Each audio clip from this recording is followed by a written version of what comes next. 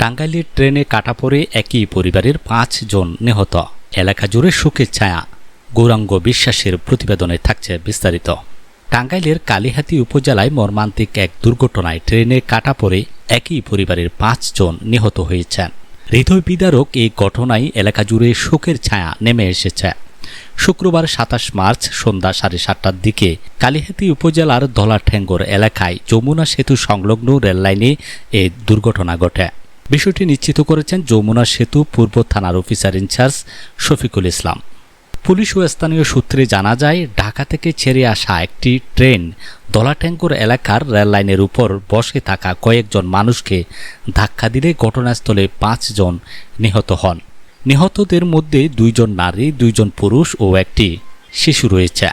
Tangail rail station পাড়ির SI Mizanur Rahman জানান, কালিহাতী উপজেলার ধলাঠেঙ্গর এলাকায় ঢাকাগামী একটি যাত্রীবাহী বাসের তেল শেষ হয়ে গেলে কয়েকজন যাত্রী বাস থেকে নেমে মহাসড়কের পাশের রেললাইনে বসেছিলেন। এ সময় সিরাজগঞ্জ এক্সপ্রেস ট্রেনটি দ্রুত গতিতে এসে তাদের উপর দিয়ে চলে যায়।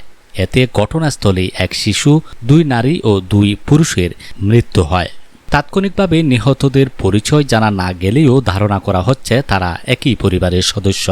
এই মর্মান্তিক ঘটনায় স্থানীয়দের মধ্যে গভীর শোক ও আতঙ্কের সৃষ্টি হয়েছে।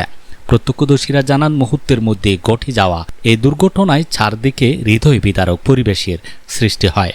অনেকেই হতভম্ব হয়ে পড়েন এবং দ্রুত পুলিশ ও স্থানীয় প্রশাসনকে খবর দেন। পুলিশ ঘটনাস্থলে পৌঁছে মরদেহ উদ্ধার করে প্রয়োজনীয় আইনগত ব্যবস্থা গ্রহণের প্রস্তুতি নিচ্ছে।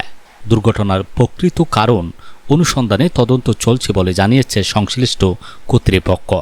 এদিকে একই পরিবারের ৫ জনের এমন করুণ মৃত্যুতে এলাকায় নেমে এসেছে শোকের ছায়া।